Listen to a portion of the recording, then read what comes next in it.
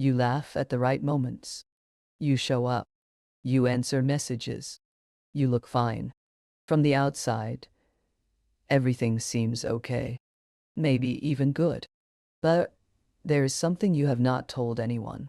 Something that does not have a clear shape. It is not crying on the floor. It is not being unable to get out of bed. It is quieter than that. It is sitting in a room full of people and feeling like you are watching everything through a screen. It is going through your day and realizing at the end of it that you felt almost nothing. It is being tired not from doing too much, but from pretending that everything is fine when something deep inside you has gone very, very still. This is not sadness. This is something harder to name. And that is exactly why so many people carry it for years without ever getting help. We have been taught a very specific image of depression. Someone who cannot function, who stays in bed for weeks, who clearly, visibly falls apart.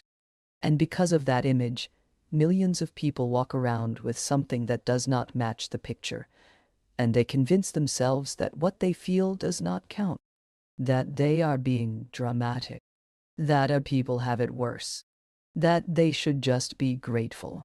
So they keep going. They keep performing okayness. They get very good at it. Psychologists have a term for this: high functioning depression, or what is clinically referred to as dysthymia. It is a persistent, low-grade emotional flatness that can last for years, sometimes decades, without ever becoming dramatic enough for anyone to notice, including the person experiencing it. Here is what it actually feels like from the inside. You wake up, and there is no particular reason to feel bad. But there is also no particular reason to feel good. The day stretches ahead of you, and it feels like something you have to get through rather than something you get to live. Things that used to bring you joy feel distant. Not gone, just muted, like someone turned the volume down on your life, and you cannot find the dial. You are functional. You are responsible. You show up for other people. But when it comes to yourself, there is a strange emptiness, a kind of going through the motions quality to everything. You eat, you work, you sleep. You repeat. And sometimes in the middle of an ordinary moment, a dinner, a conversation, a drive home, you get hit with this feeling.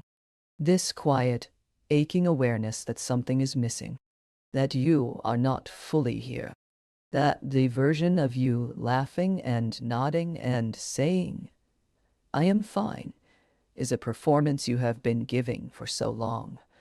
You cannot remember what the real one looks like. Where does this come from? For many people, quiet depression does not arrive as a sudden event. It builds slowly, through years of suppressing emotions because there was no safe space to feel them, through learning that your needs were inconvenient, through environments where being sensitive was weakness, where struggling meant being a burden, where the only acceptable version of you was the capable one. You learned to put the lid on tightly, and you got so good at it that eventually the lid became the face you showed the world. And then it became so automatic, you stopped knowing there was anything underneath. The mind does this to protect you. In the short term, it works. Numbness is easier than pain. Functioning is safer than falling apart. But the cost is this. When you shut down the hard feelings, the grief, the loneliness, the anger, the fear, you also slowly shut down the rest. Joy becomes harder to access. Connection starts to feel effortful. Life starts to feel like something happening to you rather than something you are actually living. Let me tell you about two people. The first one has a good job, good friends, no obvious reason to feel the way they do. They spend years thinking I just need to work harder, be more grateful, push through. They become an expert at pushing through. They are the reliable one, the strong one, the one everyone else leans on. And inside, they are completely hollow. The second one finally says the sentence they have been afraid to say. Not to a therapist, not yet, just to one person they trust. I do not think I am okay. I have not been okay for a long time. I just got very good hiding it.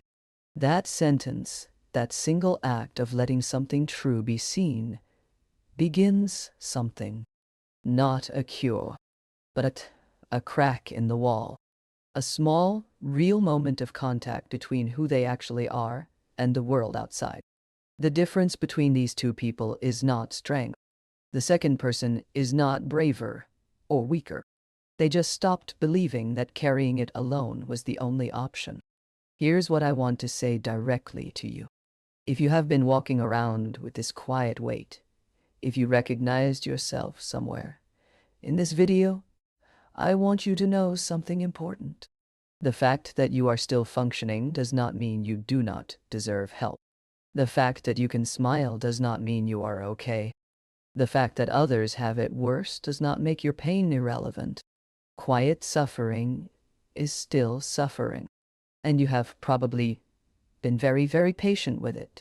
There is a particular kind of exhaustion that comes from performing wellness for years, from being the person who holds it together, from answering "I am fine" so many times that you almost believe it yourself. But somewhere underneath all of that, underneath the functioning and the smiling and the getting through, there is a part of you that is waiting. Waiting for permission to be honest. Waiting for a space where you do not have to perform. Waiting to be asked how you actually are and to be able to answer truthfully. The path forward is not dramatic. It does not require falling apart first. It starts with one honest moment, with yourself in the quiet, with the acknowledgement that something has been off for a long time and that you are tired of pretending otherwise. It might mean talking to someone, a therapist, a doctor, one trusted person in your life. It might mean allowing yourself to feel the things you have been managing so efficiently for so long. It will feel uncomfortable. Feeling things after a long numbness always does, like blood returning to a limb that fell asleep. But on the other side of that discomfort is something you may have forgotten was possible. To feel genuinely present, to laugh and actually mean it, to exist in your own life instead of observing it from behind the glass. You have been strong for a very long time. You are allowed to put it down now. If something in this video quietly landed, if you felt seen by something you could not previously name, please share it. Someone in your life may need these exact words today.